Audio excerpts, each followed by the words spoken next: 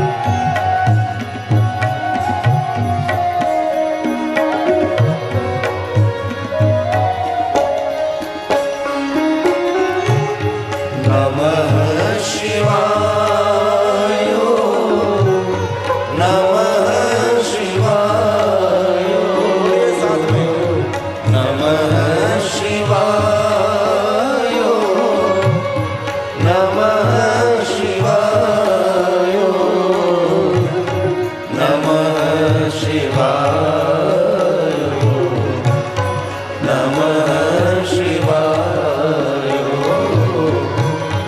નમઃ શિવાય નમઃ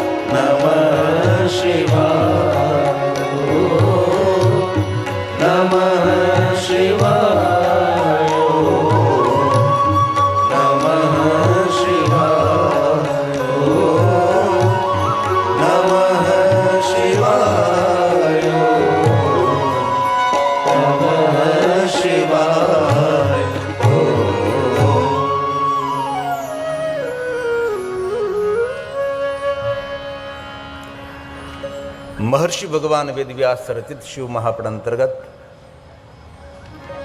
રુદ્ર સંહિતાનો પહેલો ભાગ સૃષ્ટિખંડ છે. રુદ્ર સંહિતાનો બીજો ભાગ એ સતીખંડ છે. તેમાં ભગવાન શિવ અને સતીના વિવાહની કથા છે, સતીના પ્રાગટ્યની કથા છે. ત્યારબાદ પાર્વતી ખંડ છે, પાર્વતીના પ્રાગટ્યની કથા અને શિવ અને પાર્વતીના વિવાહની કથા છે. ત્યારબાદ કુમારખંડ છે, ભગવાન કાર્તિક સ્વામીનો પ્રાદુર્ભાવ, ભગવાન ગણેશજી. ત્યારબાદ યુદ્ધખંડ છે, દિવ્ય અને અતિ રસપ્રદ ભગવાન મહાદેવની કથા છે. શ્રી વેદવ્યાસજી શિવ મહાપુરાણ અંતર્ગત સતી પ્રાગટ્યની કથા ખૂબ સુંદર રીતે વર્ણવે છે. આપણા સૌની કોઈને કોઈ કુલદેવી હોય છે. આપણી સનાતની પરંપરા શિવ અને શક્તિની ઉપાસના છે. ભગવાન શિવજી આપણું જરૂર મંગલ કરે. શિવો મેં અસ્તુ સદા શિવમ. શિવજી આપણું સર્વ મંગલ કરનારા છે. પણ જે રીતે શિવનો મહિમા છે એવી રીતે શિવાનો પણ મહિમા છે. શિવ મહાપુરાણ ગ્રંથની અંદર માતા આદ્ય જગદંબાનો ખૂબ મહિમા છે. જેટલા ભગવાન શંકરજીના નામો છે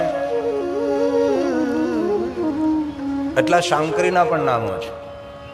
મહેશ તો મહેશ્વરી, મહાદેવ મહાદેવી, ભવ તો ભવાની, મહાકાલ તો મહાકાલી, એસી કર્માક્ષ. સૌના અલગ અલગ કુલદેવ હોય છે. કોઈના ચામુંડા હોય છે, કોઈના ભવાની, કોઈના બુટ ભવાની, કોઈના માતા ખોડિયાર, કોઈ અંબા. સૌની રીતે કોઈની મહાકાલી કુલદેવી હોય છે, કોઈની હિંગળાજ માતા કુલદેવી હોય છે. કોઈના કુલમાં રાંદલ માતાની ઉપાસના થતી હોય છે. આપણે ગુજરાતની અંદર વિશેષ કરીને સૌરાષ્ટ્ર આ બાજુ આપણે વિશેષ કરીને રાંદલમાંને તેડતા હોય છે. રાંદલના દડવા પણ આપણે છે. આમાં અનેક ભાઈઓ બહેનોની કુલદેવી રાંદલ માતા પણ હશે. અમારા 10 નામની અંદર આમ તો અમે હિંગળાજમાંના ઉપાસક, પણ મહાકાલી પણ અમારી કુલદેવી, અને કુલ પરંપરા પ્રમાણે અલગ અલગ સૌની કુલદેવી હોય છે. અમારા કોઈ કુલની અંદર રાંદલ માતાની પણ ઉપાસના કરીએ છીએ. જે માતા રાંદલની उपासना करे सूर्यनारायण विशेष प्रकार तेना पर कृपा रहे। आइए कथा का प्रारंभ करें। इससे पहले 1 मिनट के लिए रांदल माता को प्रणाम करें।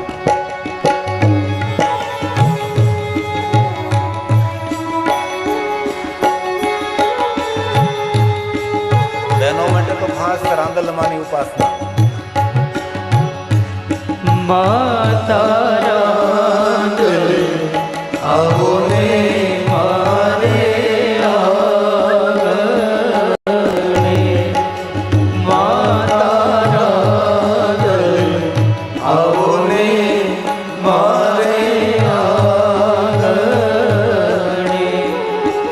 मैं तो भर्या रे मोतीड़ा ठाड़, વધારો હેતે આજ રાંદલ આવો આંગણે, માતા રાંદલ આવો ને મારે આંગણે।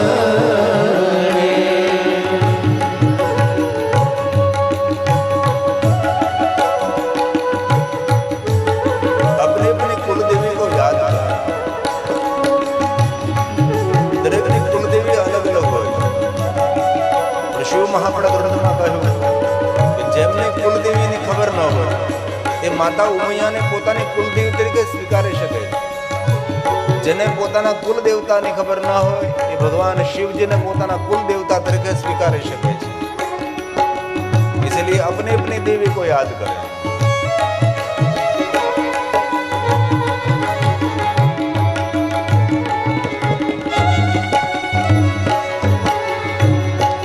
रूम झुमता रांदल वाड़ी आविया रे,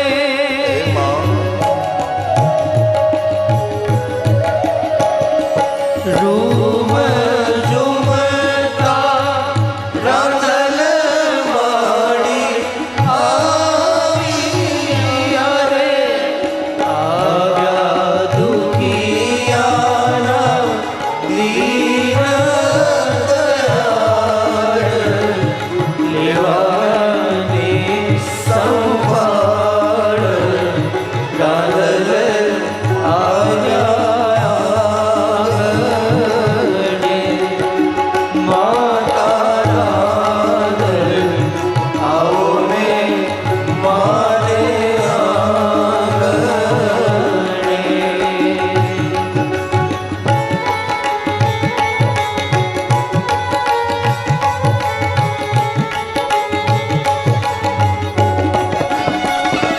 काले महाकाले भवाने जोड्या रे चामुंडा, हे दुर्गा रे नवदुर्गा। सूरज उग्यो सोनानो मारे आंगणे,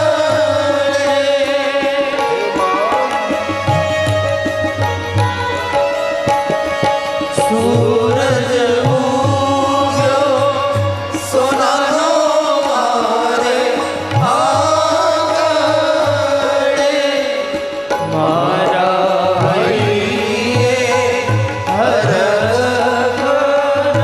हरखनामाय, आनंद रूडो थाय रांदल आया आंगणे, माता रांदल आवो ने मारे आंगणे।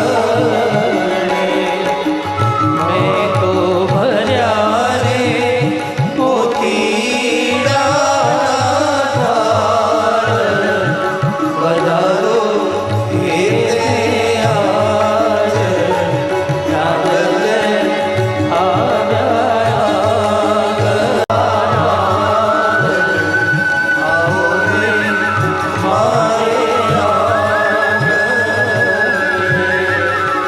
માતા રાંદલ आवो ने मारे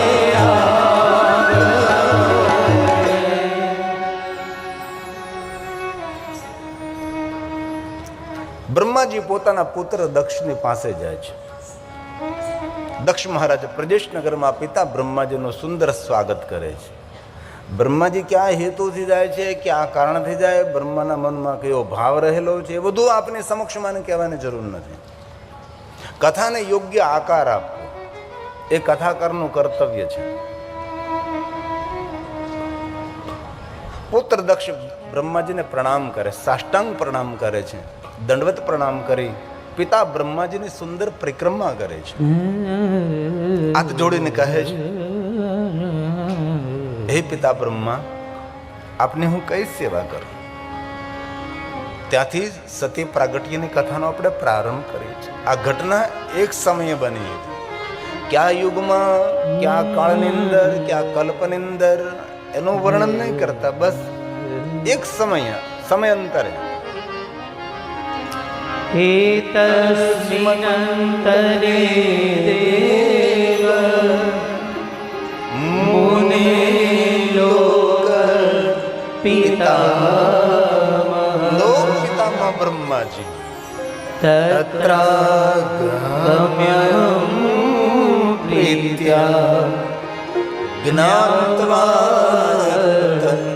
ચરિતં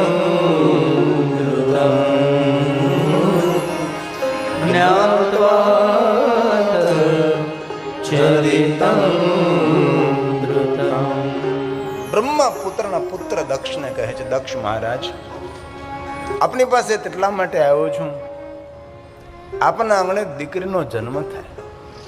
જેમના આંગણે દીકરી જન્મે છે તેનું આંગણું તીર્થ કહેવાય છે, એમનું આંગણું પાવન કહેવાય છે. તેથી એવી અપેક્ષા લઈને આવ્યો છું કે આ તમારા આંગણે દીકરી જન્મે, સામાન્ય પુત્રી નહીં, જગતનું હિત, લોક હિત, ધરાને મંગલ કરનારી આવી દિવ્ય પુત્રી આપના ઘરે જન્મ લે. પિતાજી, આપ મને માર્ગદર્શન કરો, હું શું કરું? બ્રહ્મા પુત્ર દક્ષને કહે છે, દક્ષ મહારાજ, તેના માટે આપ આદ્ય શક્તિ ભવાનીનું આરાધના કરો. સ્વયં જગદંબા આપના પુત્રી બને, જગતને પાવન કરે, આપનું દાંપત્ય જીવન પૂર્ણ બને, આપનું દાંપત્ય જીવન ધન્ય બને. બ્રહ્માજી સુંદર પોતાના પુત્ર દક્ષ મહારાજને માર્ગદર્શન કર્યું છે ને દક્ષ મહારાજ પુત્રીના પ્રાપ્તિ માટે તપ કરવા જવા માટે બ્રહ્માની આજ્ઞાનું પાલન કરે છે. અને દક્ષ વીરણીને કહે છે, વીરણી, પિતા બ્રહ્માજીએ કહ્યું છે આપણા આંગણે પુત્રનો જન્મ થાય, આદ્ય શક્તિ ભવાનીનું આરાધન કરવા માટે હું જઈ રહ્યો છું. વીરણીએ ખૂબ પ્રશંસા કરી છે. ઘણા સમયથી મારા મનમાં એક વાત હતી કે મારા આંગણે દીકરીનો જન્મ થાય, આંગણું પાવન થાય, દાંપત્ય જીવન પૂર્ણ થાય. નગરના માણસોને ખબર પડે કે પ્રજેશ ઘનઘોર જંગલમાં જઈને તપસ્યા કરે છે, પુત્રી પ્રાપ્તિ માટે દીકરીનો જન્મ થાય. આપણા શાસ્ત્રોમાં જેટલો મહિમા દીકરાનો છે તેટલો જ મહિમા દીકરીનો હોઈ શકે છે.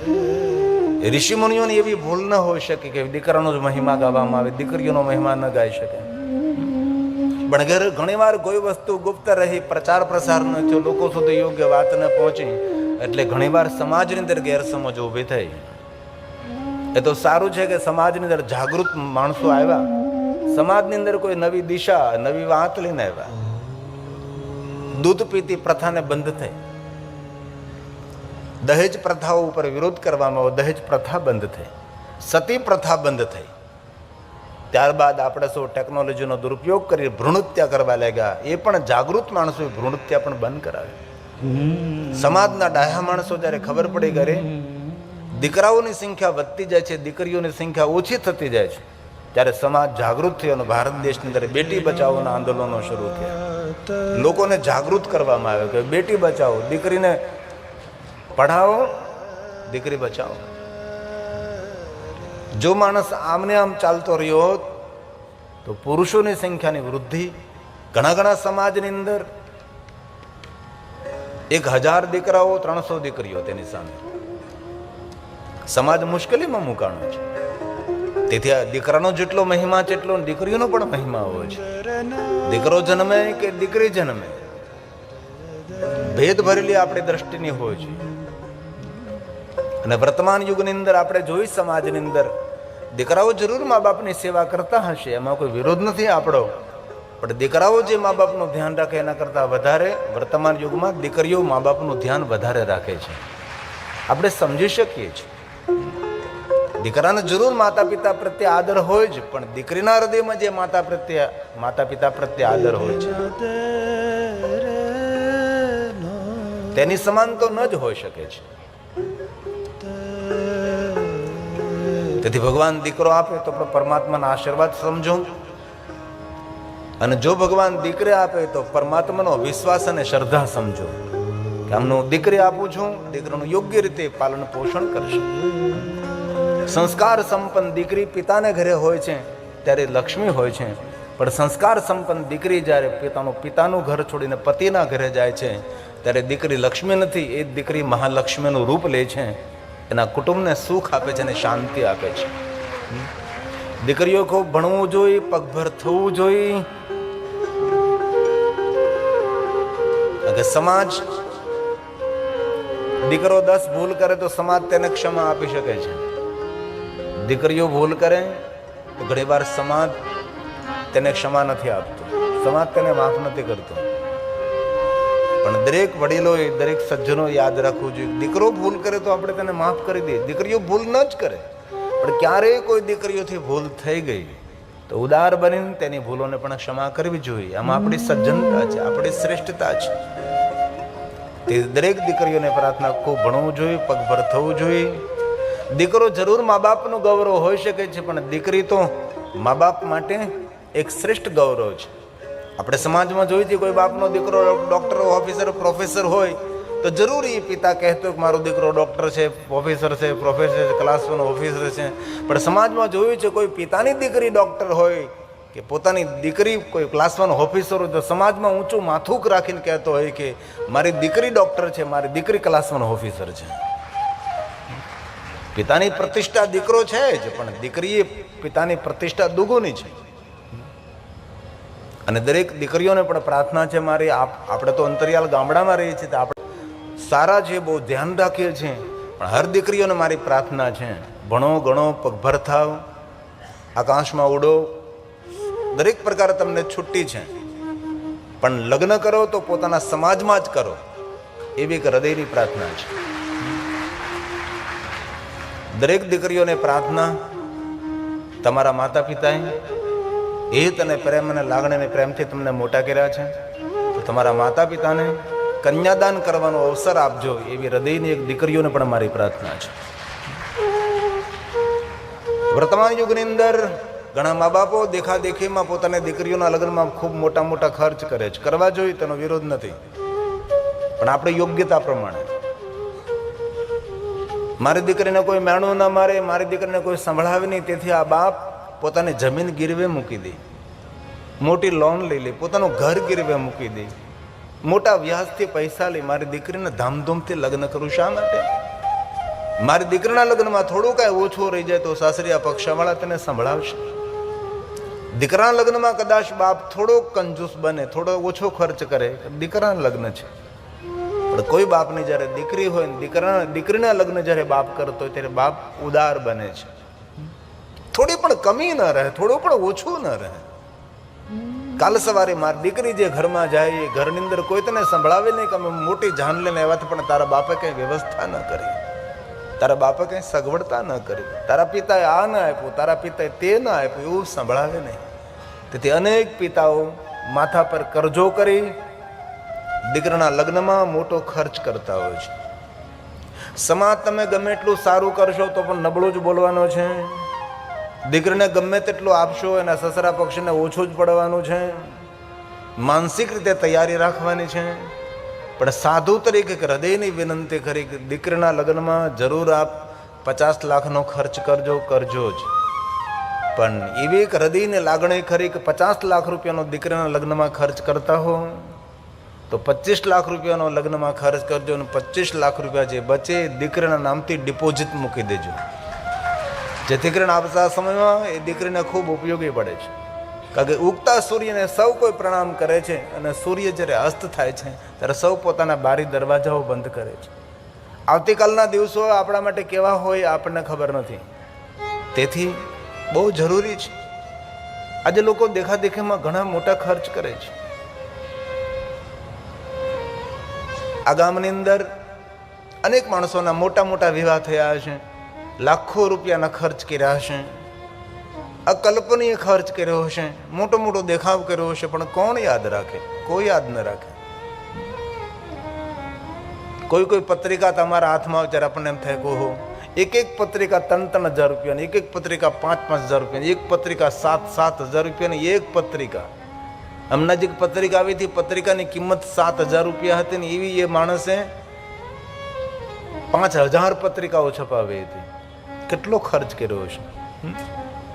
વિવાહ પત્રિકા ગમે એટલી તમે મૂલ્યવાન બનાવો, એ હંમેશા કચરા પેટીમાં જ આવવાની છે. તમે યાદ રાખવાના છો વિવાહ પત્રિકા, બાકી કોણ રાખે? કોણ ઘરમાં સંગ્રહ કરે? ગમે એટલી મોંઘી વિવાહ પત્રિકા હોય તો કઈ કોઈ તિજોરીમાં નથી મૂકતા ને.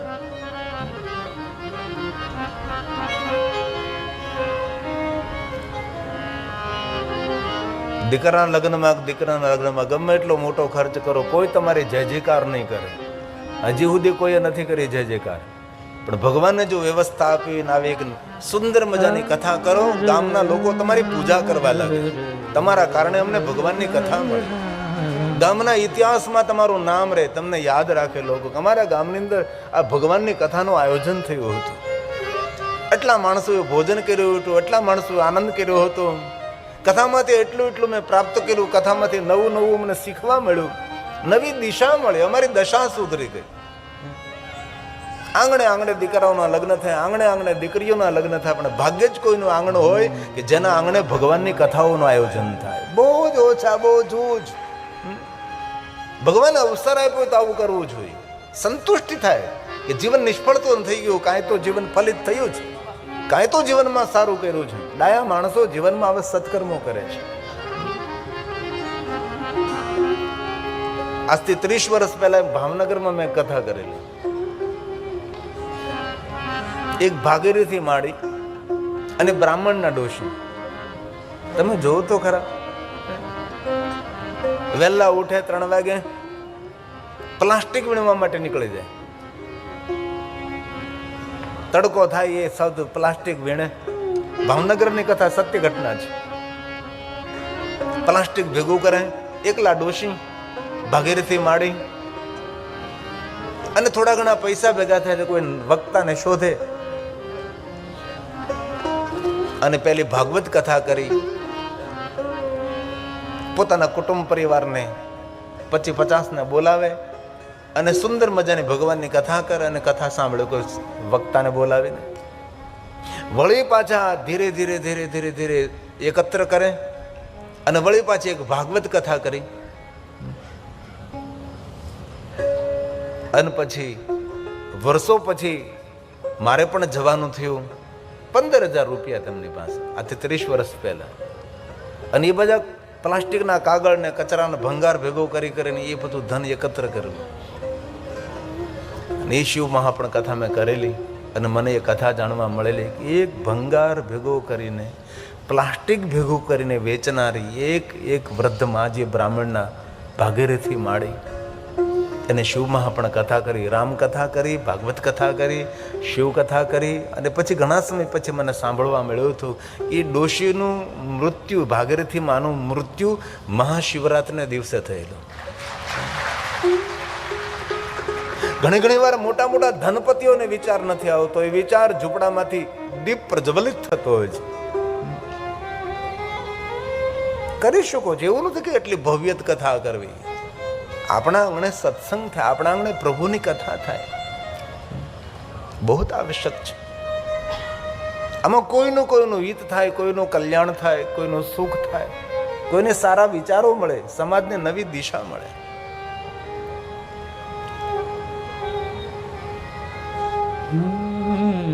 આપણે એક પંક્તિ ગાઈએ છીએ, દીકરી તો પારકી થાપણ કહેવાય. હવે સમય સંજોગો જોઈને આ પંક્તિને બદલવાની પણ જરૂર છે ને.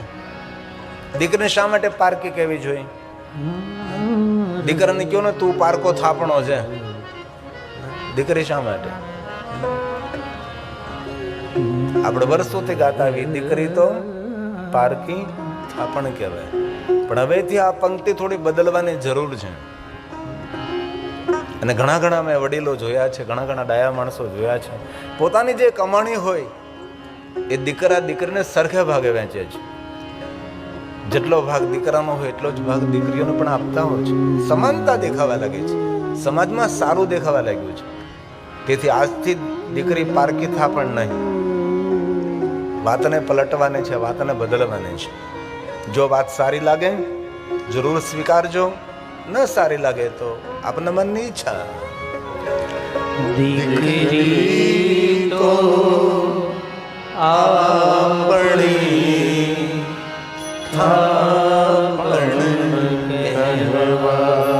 પારકા પડવું નહીં, કભી નહીં. શા માટે દીકરીને ઓછું આવવું છે આપણા તરફથી? દીકરી બાપને ઘરે હોય ત્યારે બાપની ઓછી જવાબદારી છે, દીકરી સાસરે છે ત્યારે બાપની જવાબદારી વધી જાય છે. એવું નહીં સમજો કે સાસરે વળાવી દીધી એટલે હાથ ધોઈ નાખ્યા. નહીં નહીં, જેટલી દીકરાની જવાબદારી તમારા ઉપર છે એટલી દીકરીઓની પણ જવાબદારી હોવી જ જોઈએ. શિવ મહાપડ ગ્રંથની અંદર કહ્યું છે કેવા વરને દીકરી વરાવવી. શિવ પાર્વતી વિવાહ પાર્વતી ખંડમાં આ બધું તેનું વર્ણન છે. કેવા વરને દીકરી આપવી અને કેવા વરને જો દીકરી વરાવે તો બાપ નરકનો ભાગી થાય. આનું બધું વર્ણન શિવ મહાપડ ગ્રંથની અંદર છે. તેથી આજથી દીકરી પારકી નહીં, પરંતુ દીકરી તો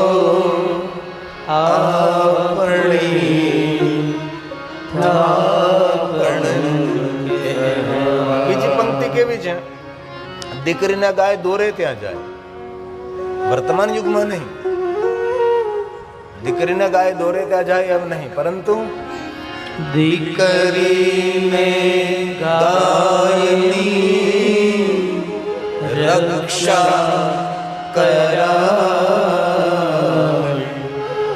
દીકરી તો આપણી દીકરીને ગાયની રક્ષા કરે. દીકરીઓની આપણે રક્ષા કરવાની છે, ગાયોની આપણે રક્ષા કરવાની છે. ગાય કોઈ કસાય લઈને જતો કે જવા થોડો દેવાય, રક્ષા કરવાની છે. દોરે ત્યાં જાય, દીકરીઓની રક્ષા કરવાની છે. તેથી દીકરીને ગાયની રક્ષા કરાય. દીકરી તો આપણી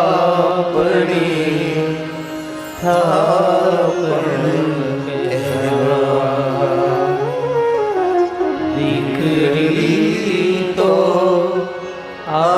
આપણી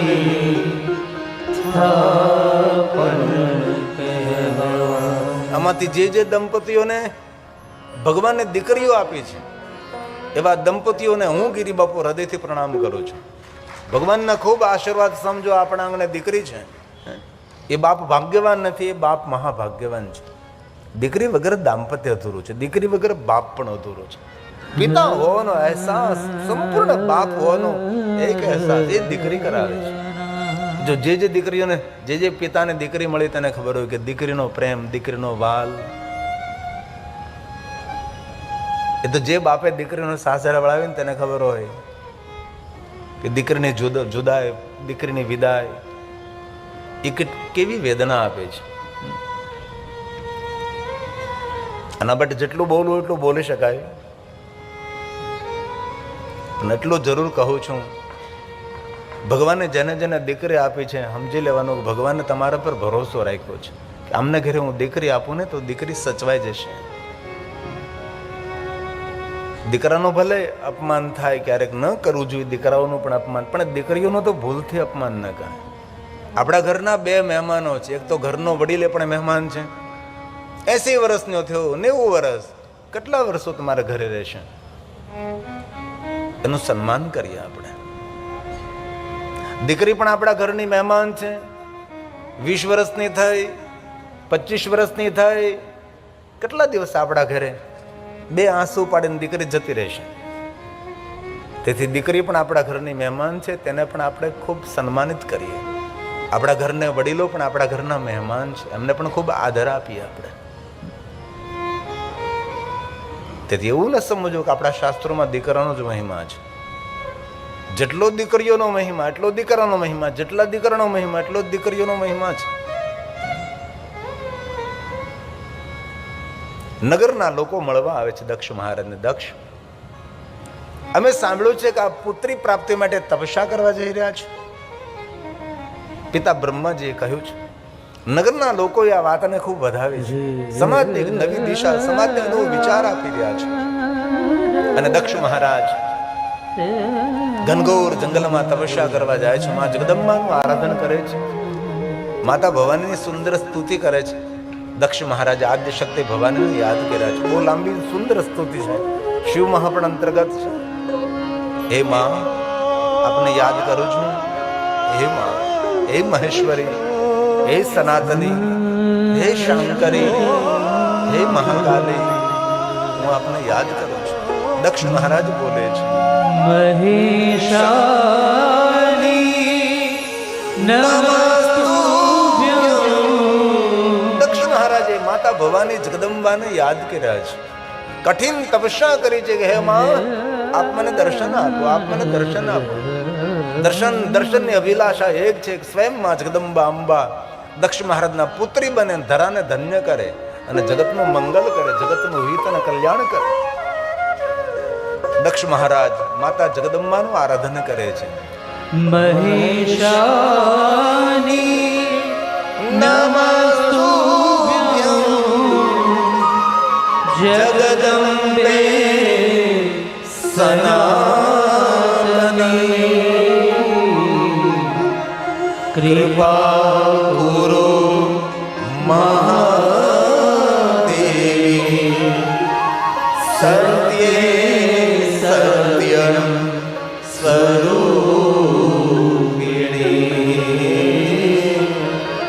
સત્યે સત્યમ સ્વરૂપિણી. કઠિન તપસ્યાના ફલ સ્વરૂપે માં જગદંબા અંબા પરાંબા દક્ષ મહારાજની સામે પ્રગટ થાય છે. અને માતા જગદંબા દક્ષ મહારાજને કહે છે, હે દક્ષ, વરદાન માંગો. હે માં, આપ મને વરદાન આપો, પ્રસિદ્ધ. હે ભગવતી, હે માં, પ્રસિદ્ધ ભગવત્યાતે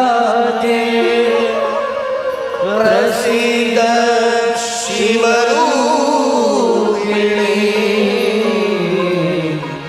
પ્રસિદ્ધ ભક્ત વરદે માં જગન્માયે નમોસ્તુતે.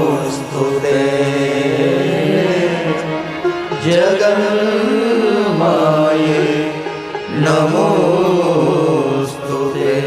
દક્ષ મહારાજ વરદાન માગે છે કે માં, આપ મારા પુત્રી બનીને મારા આંગણાને પાવન કરો, મારા દાંપત્ય જીવનને દિવ્ય બનાવો. માં પધારો. માતા જગદંબા દક્ષને કહે છે, હે દક્ષ મહારાજ, જ્યાં સુધી તમારી સરળતા, નમ્રતા, વિનમ્રતા રહેશે, ત્યાં સુધી અદ્ભુત લીલા હું ધરા પર કરતી રહીશ. પણ જ્યારે આપ અહંકારી, અભિમાની, ઘમંડી બની તમારી સરળતા જતી રહેશે, જ્યારે આપ સૌનો અનાદર સાથે મારો પણ જ્યારે અનાદર કરશો, ત્યારે એ સમયે મારી લીલાને હું પૂર્ણ કરીશ. માં